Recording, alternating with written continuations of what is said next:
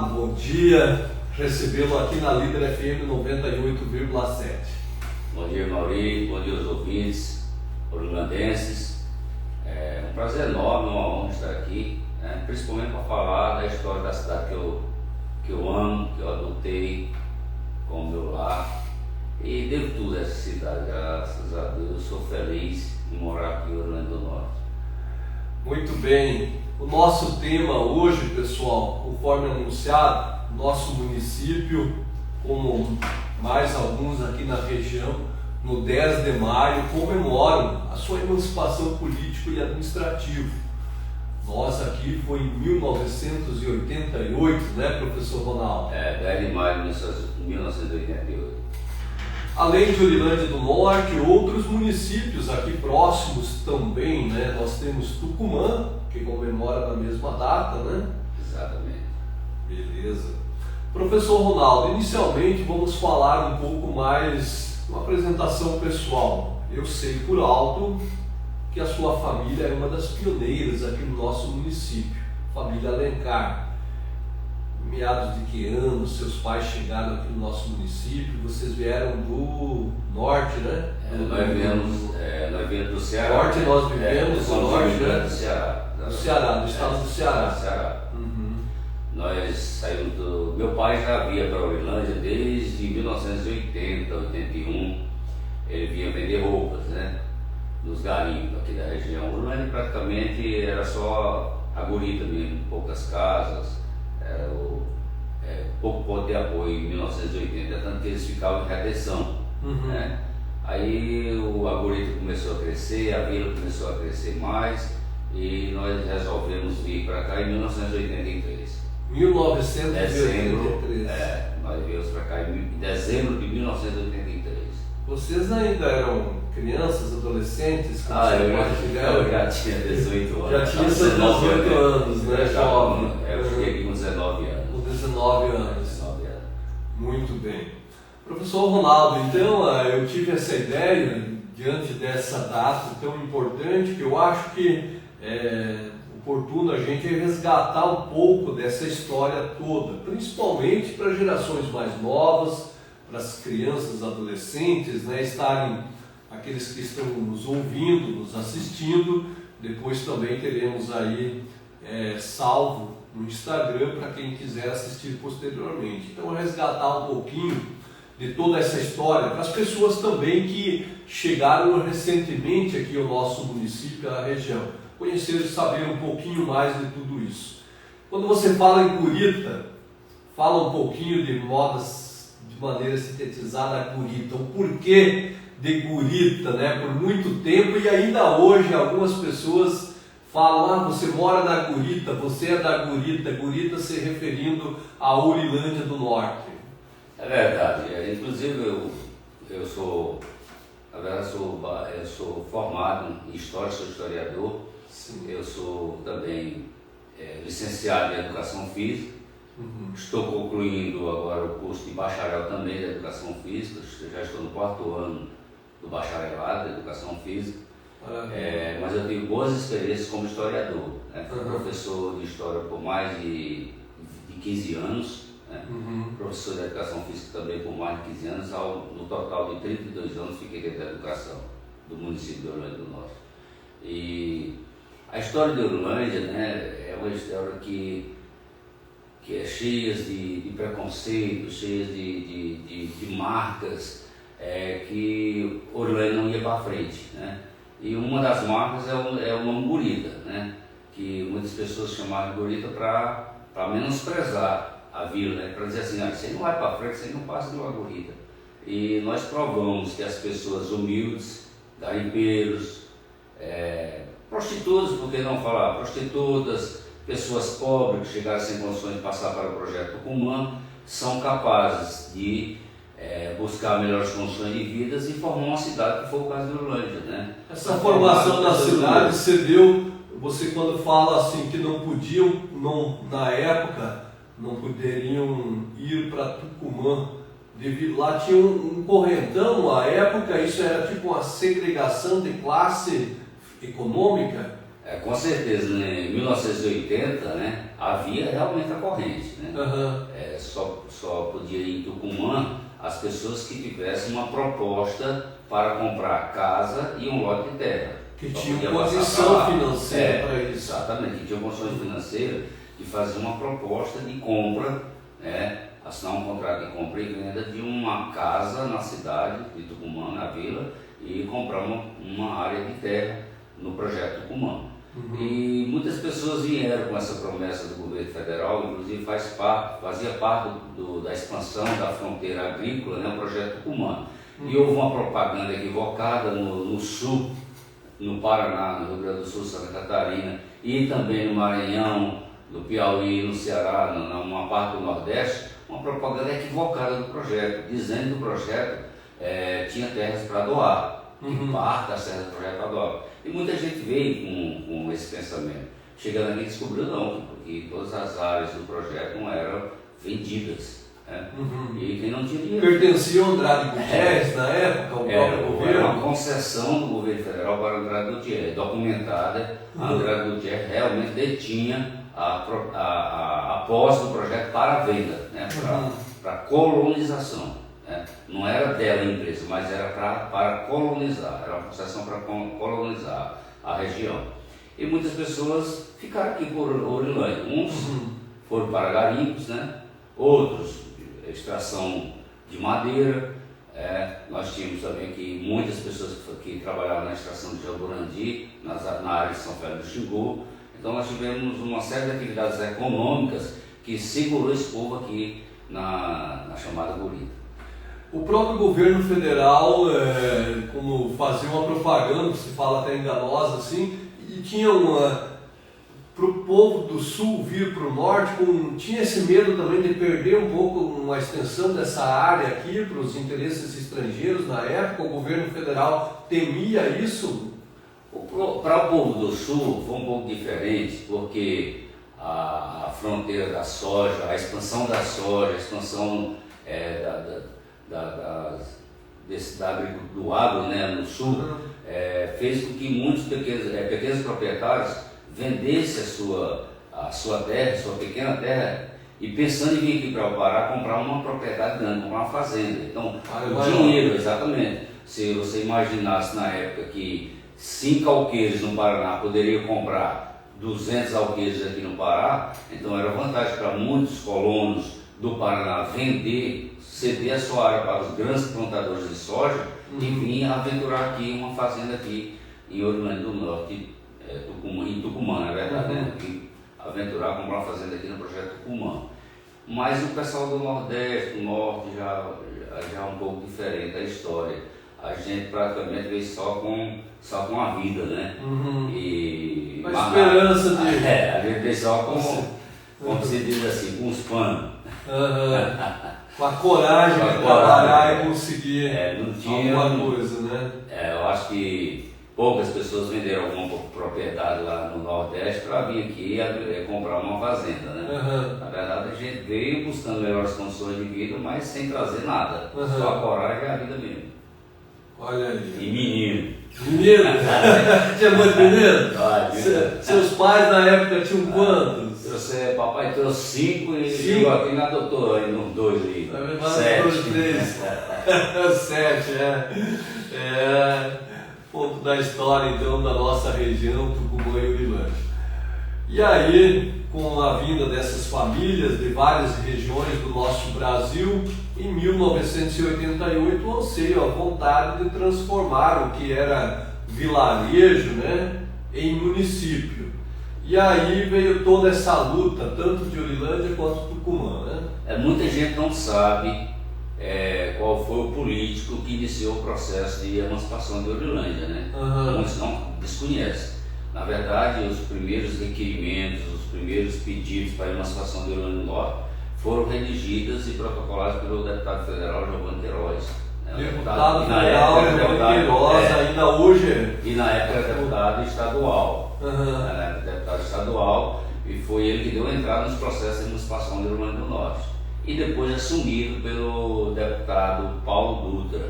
Paulo Dutra também atuou muito no processo de emancipação de Orilândia. Mas independente desses dois políticos, a emancipação do Uruguai dependeu mais da luta interna, dos grupos, né? do grupo que se formou para correr atrás da emancipação da Urulândia, né? Nós temos aí uma foto icônica, né? Lá em Belém, no gabinete do governador, que foi o auge, né? desse trabalho, dessa equipe, dessa comissão, uma grande comissão composta por muitas pessoas, né? Inclusive eu faço parte dessa foto. Essa comissão foi quem realmente organizou e conseguiu realizar o plebiscito e, por fim, a emancipação. Uma luta conjunta, então, de várias pessoas aqui de Rio Grande do Norte. E essa... até então essa região pertencia ao município de São Félix do Xingu. Pertencia ao município de São Félix do Xingu, exatamente. Tudo aqui dependia de São Félix do Xingu. E muitas coisas que chegaram aqui nós chegaram através do Conselho Comunitário, primeiro através do Conselho Comunitário, onde era o Guela, Mané Romão, o Boca Rica, eram os coordenadores do Conselho Comunitário. E depois, com a criação do distrito, que era uma condição para a emancipação, era a criação do distrito. Com a criação do distrito, nós passamos a ter a subprefeitura. E o subprefeito terminou sendo um membro do Conselho Comunitário, eleito pelo Conselho Comunitário, que foi o paulista, escolhido no Conselho Comunitário. Então foi a primeira liderança, então ele atuava como subprefeito, né? Ele atuou como subprefeito. Ainda dependendo de São Félix do Xingu. Dependendo de São Félix do Xingu. O elo de contato com São Félix do Xingu, primeiro foi o Conselho Comunitário e depois a subprefeitura através do paulista, o subprefeito. Ok. E aí, em 1988, então, após esse movimento de lideranças, vocês lá em Belém, junto com o governo, o apoio iniciativa na época, deputado estadual Giovanni Queiroz, enfim, teve o avanço, então, a emancipação propriamente dita. Tivemos a emancipação e no mesmo ano da emancipação tivemos a eleição municipal. Onde foi eleito como primeiro prefeito Manuel de Melo Cucino e vice-prefeito Jerônimo Cabral Sobrinho. Conta um pouquinho dessa história. Manuel ficou pouco tempo na prefeitura, ficou aproximadamente o quê? Chegou a ficar um ano? 1 ano e pouco mais de 2 meses. 1 ano e 2 meses, o Manuel. Aproximadamente, pouco mais de 1 ano. E aí era dificuldade, sim, a gente sabe, imagina, né? Recém-emancipado, mas a expectativa era muito grande, acredito, da população. E o que culminou na saída do Manuel nesse movimento aí que foi liderado por mulheres e tal? Não tem como falar da saída do Manuel de Melo sem falar da forma que ele chegou à prefeitura, né? Porque muito dependeu de como ele chegou à prefeitura. Para ser eleito, o Manuel de Melo ele assumiu um compromisso de dividir a gestão, né? Compartilhar. Compartilhar a gestão com a equipe que o elegeu.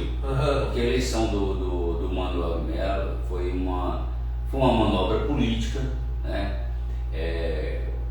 Uma manobra política em decorrência de fatos ocorridos durante a campanha. Né?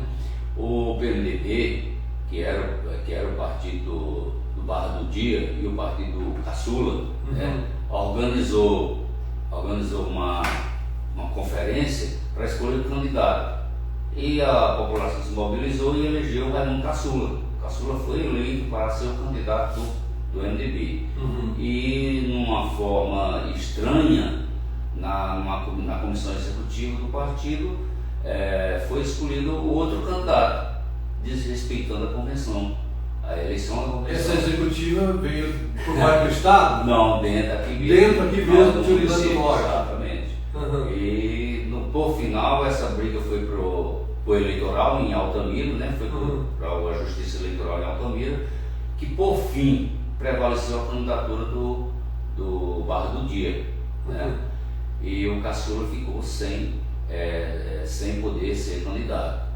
E ele tinha muito voto, realmente era para ter sido o primeiro prefeito de Rio Grande, não há dúvidas, não havia dúvida que ele seria o primeiro prefeito de Rio Grande do Norte. Inclusive eu estava com o Giovanni, eu era candidato a vereador com o Giovanni, e nós a gente sempre discutia, gente, nós estamos em segundo lugar, o primeiro lugar É o caçula. É o caçula. O caçula tem tudo para ser o prefeito de Horolândia. Por fim, a candidatura dele caiu e ele procurou o apoio do Giovanni. O Giovanni se amarrou, não quis dividir a gestão com ele, não aceitou a divisão de gestão.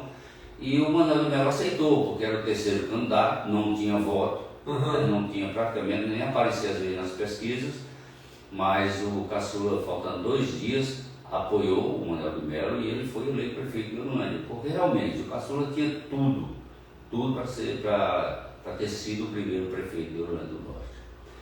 E essa divisão de gestão causou uma série de problemas técnicos, né? Um administrando por um lado, outro administrando por outro, e cada um fazia o que queria. E por fim, quando fechou o ano, se descobriu que havia uma série de irregularidades administrativas na prestação de contas. E os vereadores começaram a levantar essas questões. Eu trabalhava na Câmara, porque eu trabalho na Câmara desde 1º de janeiro de 1990, né? Entrei junto com a gestão. E foi levantada algumas irregularidades, entre as graves irregularidades, notas fiscais frias, notas fiscais de material escolar. Para você ter uma ideia, nós tínhamos material escolar para compra de material escolar para 20 anos, para a população. Nós tínhamos aí 2.000 alunos, 2.000 e poucos alunos, e foram comprados 20.000 cadernos. Credo. Para 2.000 alunos. 40.000 canetas. Uma suspeita de um desvio. 40.000 canetas. Então, assim, a gente acredita que essas notas fiscais foram para cobrir, na verdade, descuidos administrativos. Eu não estou falando de roubo, ninguém está falando de roubo, né? Sim. Falando de descuidos administrativos, foi gastando e não preocupou em documentar. Eu acredito nisso. Inclusive na época também, o próprio Manuel do Melo, no depoimento na Câmara dos Presidentes, falou: gente, eu não roubei o município, eu não defraudei o município. A gente precisou realmente dessas notas para cobrir uma falta de caixa, né, por descontrole. Gastando um cheque para aqui, um cheque para lá, dinheiro para aqui. Na época, sem pegar a nota, sem pegar o documento para comprovar. Hoje não é mais permitido ter dinheiro de prefeitura em cofre, nem dinheiro de prefeitura, nem de Câmara. Mas antigamente ia no Banco do Brasil em redenção, pegava um saco de dinheiro, trazia, colocava no cofre da prefeitura. Ia pagava ali e tal. O pagamento de funcionário mesmo era envelope. Separava os envelopes com o nome do funcionário. E no dia do pagamento, cada funcionário recebia seu envelope, com dinheiro. Né? Os primeiros pagamentos aqui foram assim. Tá? Depois isso ficou proibido. Né? Hoje é proibido. Hoje não se paga mais nada em dinheiro, nem cheque hoje não se paga mais. Hoje é tudo transferência bancária. Exato. E o Manuel Melo foi imprensado e terminou que ele admitiu que essas notas fiscais eram frias. E que, inclusive, alegou até que a nota ser comprada dentro do gabinete do governador, na antessala do gabinete do governador, que foi um escândalo na época, um escândalo até a nível estadual. Aflorou. Aí a coisa arruinou para ele mesmo, arruinou muito, aí greve, movimento e aquilo outro. Enquanto o Manuel Melo estava paciente, ele estava produzindo a coisa com paciência, aí estava se defendendo, a coisa estava fluindo, havia um pedido de cassação do mandato dele na Câmara, né? Mas aí, infelizmente, durante o movimento, ele trilhou para o lado da violência, né? Mandou praticamente agredir as mulheres que estavam em frente à prefeitura. Houve uma agressão, inclusive a Eliane Burato, né? Que era uma líder de movimento com as mães, né? Sim. Movimento de mães. E o pessoal amando dela foi a mãe do Manuel do Melo, agrediu a Eliane Burato e outras mulheres, né? Houve uma agressão mesmo. E por fim aí explodiu mesmo. Explodiu mesmo e as mulheres se mobilizaram. A agressão se mobilizou e agora você sai. E nessa pressão, né? E acabou fugindo. Aí acabou assinando a renúncia. Assinou a renúncia? Ele fez a próprio punho, né? Eu estava presente na hora, fez a próprio punho, a renúncia e entregou para os vereadores. E saiu escondido dentro do porta-malas de um carro. de um Del Rey vermelho, me falaram uma vez. E ele perdeu o chinelo, disse que saiu com a prefeitura, saiu. Só deu tempo para assinar o termo de renúncia, ó, tá vindo aí, todo mundo aí, tá vindo os maridos das mulheres que você mandou para ter. Todo mundo junto tá agora. Todo mundo junto agora. Aí entrou no porta-malas do Del Rey e foi para Tucumã. O aeroporto era em Tucumã, era? Fora. Só saiu rapidão, pegou o avião e sumiu. Em Tucumã, né? No aeroporto em Tucumã. Até hoje não voltou mais. Que eu saiba, não voltou mais. Não voltou mais para o Orlândia, né? Olha aí. Então está aí essa parte da história. Eu não sei, ainda até fato curioso, não sei se ele ainda é vivo, se tem alguma notícia dele. Há uns 4, 5 anos atrás eu vi uma foto dele, o Zé Valto colocou, ele parece que residindo no estado do Goiás. Mas depois disso eu não tive mais informações também. Era uma boa pessoa, eu conheci, era uma boa pessoa. É uma pena que a forma que chegou ao poder e não soube conduzir, né, a gestão. Ele era o prefeito, ele era responsável pela administração e ele não podia delegar a ninguém o poder de administrar. Né? Mas foi um acordo que ele fez, né? Um acordo que ele fez na eleição e ele tinha que cumprir um acordo. Né? E aí assumiu o vice-prefeito Jerônimo Cabral, né, na época, e concluiu o mandato. O Jerônimo Cabral e concluiu o mandato, conseguiu controlar os grupos, conseguiu conter a onda de violência, de agressão e pacificou o município, conseguiu pacificar. O senhor Jerônimo era muito paciente, conseguiu reunir novamente e unir os vereadores, né, em volta do projeto comum que era o desenvolvimento de Orlândia, que era o primeiro mandato, é fundamental, né? Sim. Tem que construir escola, a gente não tem escola. Não tinha praticamente nada, né, naquela época, Não tinha nada. Ponte, estrada, escolas. Mas foi correr atrás do hospital municipal, né, que na verdade era o hospital estadual, que foi construído no campo de futebol, que lá onde é o hospital era um campo de futebol. Era o campo de futebol do Orlândia era lá. E aí no lugar do campo de futebol foi construído o hospital, que era o hospital estadual, né, na verdade, que hoje é o hospital municipal. Então era um hospital estadual, né? Era um hospital estadual, né, que já foi construído na gestão já iniciado na gestão do Jerônimo Cabral. Jerônimo Cabral, depois do Jerônimo, exatamente. Então ali era um campo de futebol. Aí foi negociado naquela área e o estádio municipal de Campo hoje, então foi feito ali uma transição daquela área ali, como é que você lembra? Como é que foi um bom tempo sem estádio municipal. Ficou um bom tempo, né? Um bom tempo. Aí depois foi adquirida aquela área lá e aí tá. Agora vamos então enumerar um pouco assim os prefeitos na sequência. Veio o Manuel de Mello, primeiro prefeito, o Jerônimo Cabral assumiu, concluiu o mandato. O segundo mandato... Sim, uma questão interessante no mandato de Jerônimo Cabral, pouca gente sabe também, né? Orlândia, quando nasceu um município grande. Orlândia era enorme. Era a extensão maior. Nossa, Orlândia era um município enorme, a gente fazia divisa com Mato Grosso. É mesmo? Era o Mato Grosso, Santana da Araguaia, lá embaixo, Santana da Araguaia. Lá embaixo? Santa Maria das Barreiras. Era imenso. Era enorme. A gente ia mesmo? Vila Mandi, que é no final já de Santana do Araguaia, divisa com Mato Grosso, era o Orlândia do Norte. Interessante. E ainda no mandato de Jerônimo Cabral, Orlândia teve a redução de quase 2/3 do seu território, com a saída de Cumaru do Norte, que era de Orlândia do Norte, e Manac, que também pertencia ao Orlândia do Norte. E nós ficamos com um território muito reduzido, que é o atual território de Orlândia, que é muito reduzido porque quase 90% do nosso território é reserva indígena Caiapó. Reserva indígena Caiapó, né? Interessante. Então essa região de Manac e Cumaru, então eles procuraram também a sua autonomia, porque era distante da sede. Cumaru em 91 e Manac em 93. Tudo isso no primeiro mandato. No primeiro mandato. E aí o Orlândia ficou bastante reduzido. E aí depois então veio o segundo mandato, que foi o Pescone. Teve uma gestão tranquila, conseguiu realizar muitas obras, abertura de rua, principalmente nós tivemos grandes problemas de abertura de rua e construção de escolas, né? uma das escolas construídas pelo PESCOM foi o Mário Carolina Frias, que antigamente foi a primeira escola de Orlândia, no Barracão, ali onde é hoje a Praça do Meio Ambiente, a Praça das Crianças. Era a escola Mário Carolina, era ali, e uma das grandes obras do PESCOM foi a escola Mário Carolina, onde é hoje. Beleza.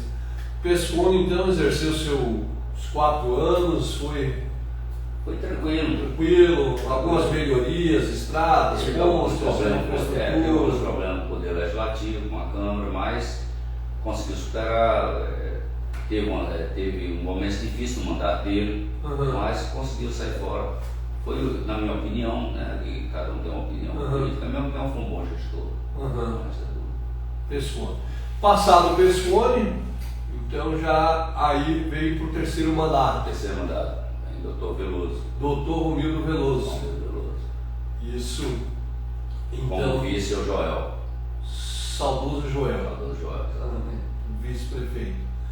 E aí foi dado prosseguimento aos trabalhos, Orilândia, aí com toda a sua história, evoluindo naturalmente, né? Cada gestor dando a sua parcela de contribuição, os vereadores, secretários, o povo em si, né? Doutor Veloso exerceu 2 mandatos, foi isso? 3 mandatos, né? Seguidos 2. 2 consecutivos, né? Consecutivos. E aí ele elegeu. Aí depois dos 2 mandatos do Veloso veio o alternado, em 2012. Mas aí, quando ele terminou os 2 mandatos, na sequência foi Francival, é isso? Francival, que era vice do Veloso, né? Que era vice do Veloso. Aí o Veloso, então, ficou fora o mandato, aí ele retornou depois.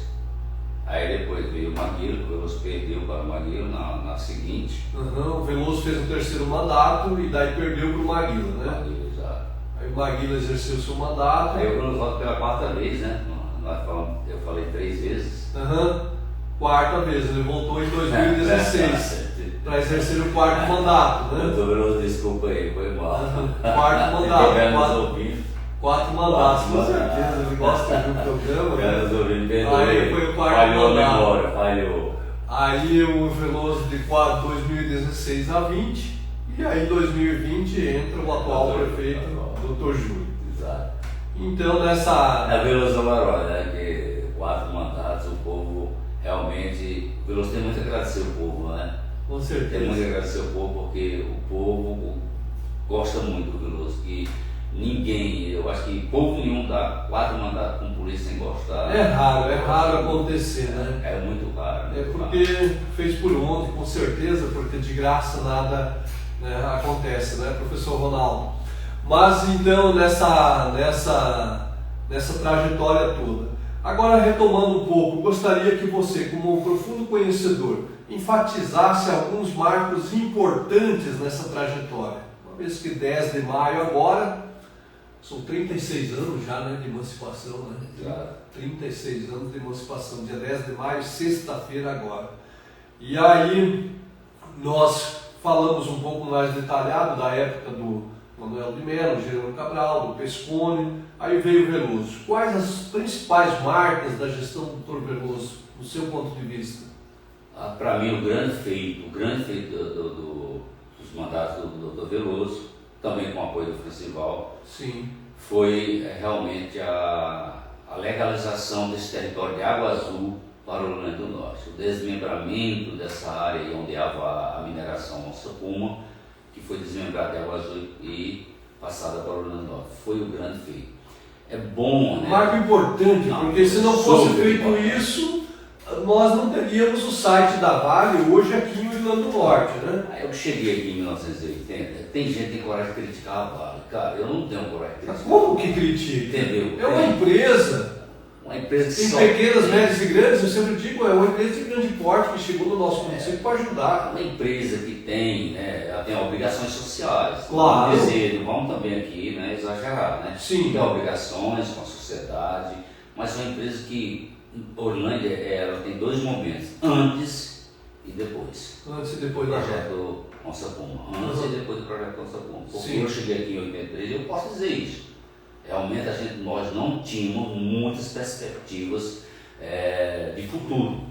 A gente reduzido quase 90% reserva indígena. Emprego. Só prefeitura. Só prefeitura? Praticamente prefeitura. Onde é que emprego aqui? Aqui não era cidade, aqui nunca teve serrarias, grandes serrarias. Aqui nunca teve grandes comércios, grandes supermercados. Aqui nós não tivemos grandes fazendas, entendeu? Na verdade, Orlândia tem um território, porque igual eu falei, nós perdemos quase todo o território na emancipação de Bangaque-Cumaru e ficamos praticamente como reserva indígena, né? O que não gera muito dividends para o município, não traz. Pode até no futuro ainda ter grandes benefícios ter reserva indígena, pelo menos para as comunidades indígenas. Tomara que tenha, pelo menos para as comunidades indígenas. Para elas, né? Para que elas não fiquem, as comunidades indígenas não fiquem dependendo de prefeitura. Sim. Na verdade, todo esse patrimônio que os indígenas de Orlândia possuem deveria estar se revertendo em benefício para eles. Sim. Não estou querendo dizer que o branco deve levar vantagem em cima de reserva indígena. Ao contrário, eu queria, pelo menos, como historiador, que as comunidades indígenas tivessem benefícios por causa desse grande patrimônio. É um patrimônio mundial, inclusive, não é um patrimônio, não estamos falando de um patrimônio municipal. Né? Então, existe Orlândia antes e depois do projeto Ossupuma. Essa anexação ela aconteceu em que ano? Essa começou, né? Porque ela foi importante, há algumas controvérsias de algumas pessoas que narram essa história, e eu participei por dentro mesmo de tudo, de reuniões. Teve o início, depois... Esse processo iniciou ainda no mandato do Pescone. Foi no mandato do Pescone que iniciou o processo de separação de Água Azul para Ouro do Norte. Não foi no mandato do Veloso, foi no mandato do Pescone. E como iniciou? Não existia perspectiva de negócio de onça-puma, não existia. Ninguém imaginava. Existia Quatro Barraco, existia Vicinal Cateté, existia Campos Altos, existia Campos Altos, Fazenda Campos Altos, não era nem Campos Nossos, era Fazenda Campos Altos, não era assentamento, né? Então existia uma região abandonada por Água Azul, abandonada.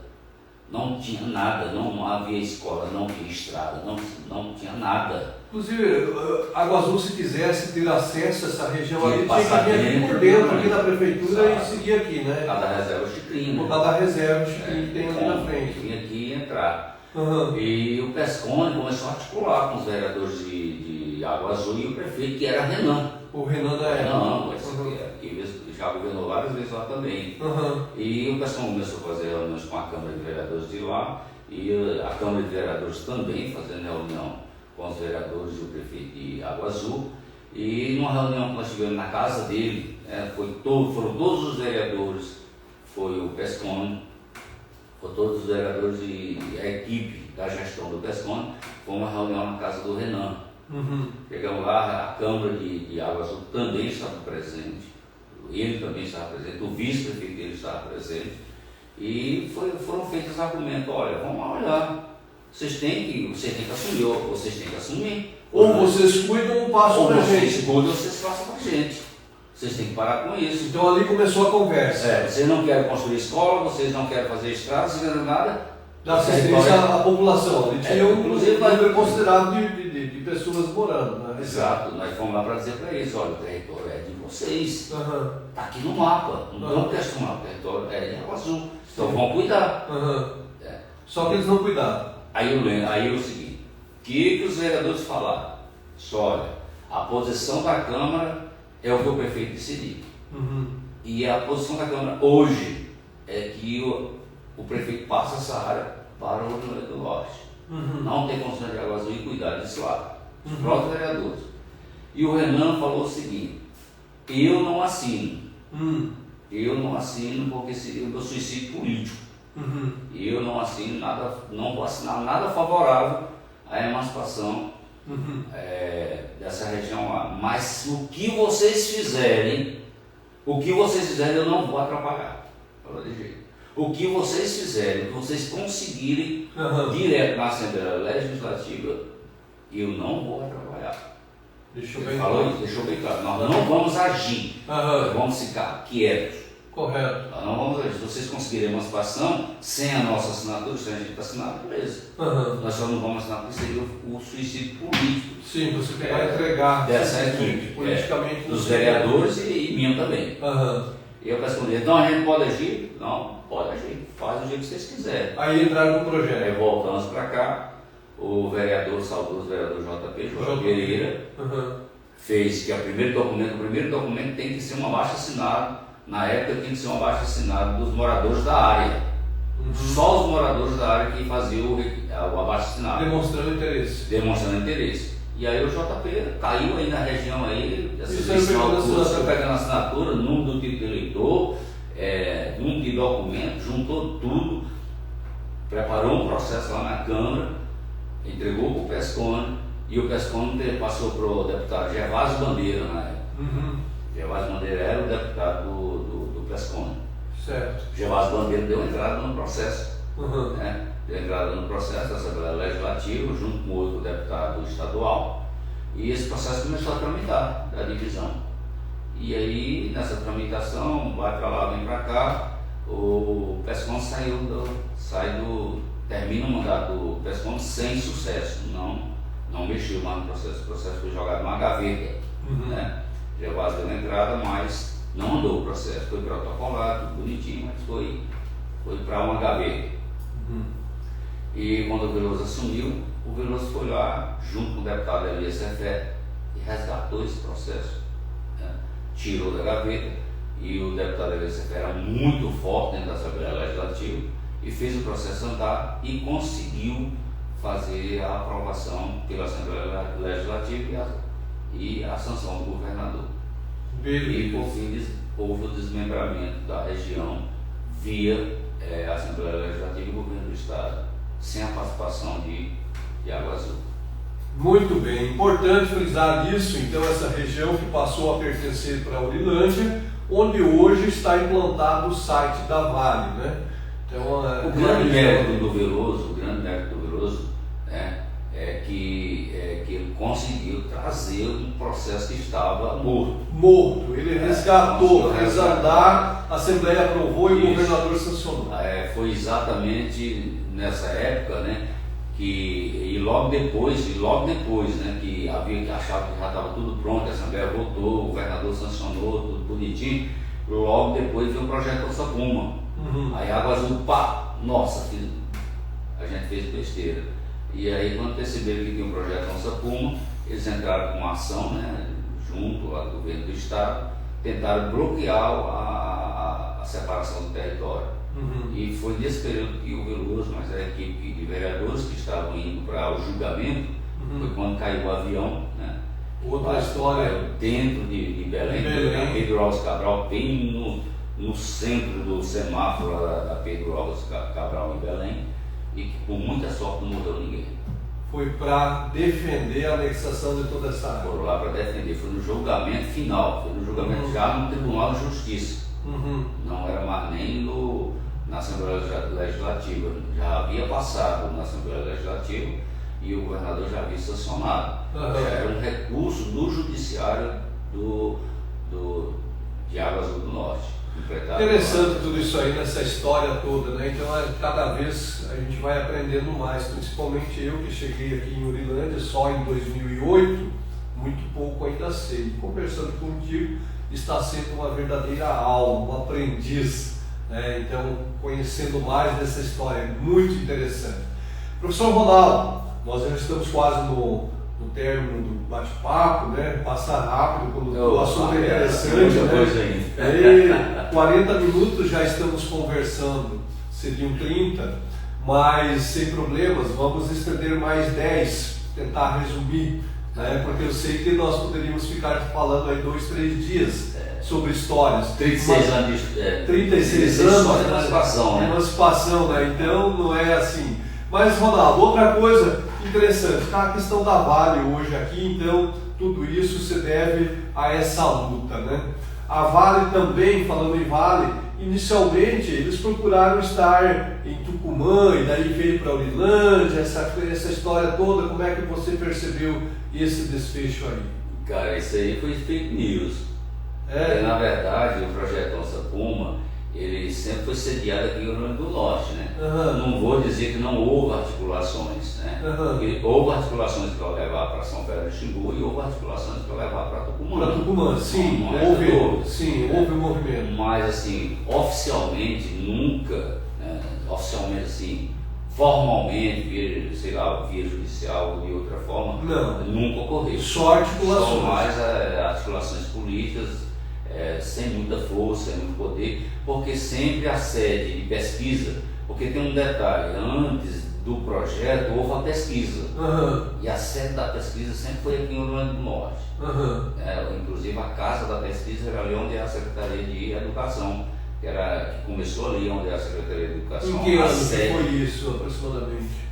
Olha, ainda no mandato do Veloso, né? No segundo mandato do Veloso. No segundo mandato do Veloso foi instalado o escritório de pesquisa. O Veloso parece que até comprou uma antena, não tinha celular, nada, comprou da Globosat e doou para a empresa como apoio, né? Para dar um apoio, uma antena em acrílico, uma antena, na época era uma antena muito cara, né?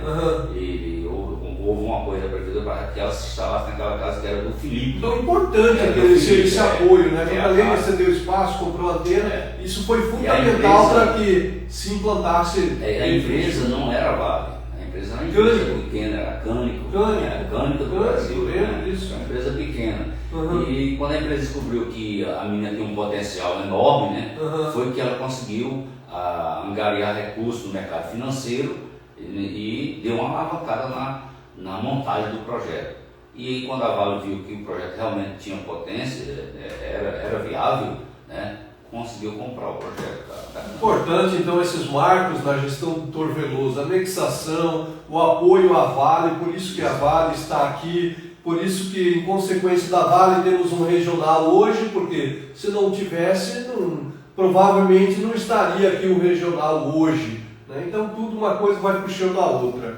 Ronaldo, aeroporto também. Aeroporto estava em Tucumã, passou para Urilândia. Conta um pouco dessa história para nós. O aeroporto foi uma grande articulação, né, do Veloso. Até houve uma dissidênciazinha entre o prefeito de Tucumã e Urilândia, mas o aeroporto foi realmente uma grande vitória da administração do Dr. Veloso. Ele conseguiu realmente trazer, né, o aeroporto de Tucumã para o Rio Grande do Norte. Mas assim, havia uma série de impedimentos para um aeroporto no local onde era o aeroporto de Tucumã. E Tucumã não conseguiu uma área em tempo, não conseguiu uma área para construir o aeroporto. E o Veloso chegou e disse, não, olha, eu tenho uma área aqui, ó, fica 9 quilômetros de Tucumã, eu arranjo a área, está aqui, ó, a gente consegue a área para vocês, constrói o aeroporto. E o aeroporto vai servir para Urilândia e vai servir para Tucumã, que são 9 quilômetros. Né?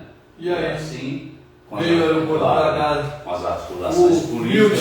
Meu tio piloto me contou uma parte dessa história. As articulações políticas, não foi do nada, né? Não foi do nada, né? Tudo tem uma conquista, muita articulação, tem muita articulação política. O governo do Estado, o governo federal, órgãos de aviação, né? Com órgãos de aviação, tudo. Então foi resultado de um grande trabalho político. O aeroporto realmente foi um grande trabalho político.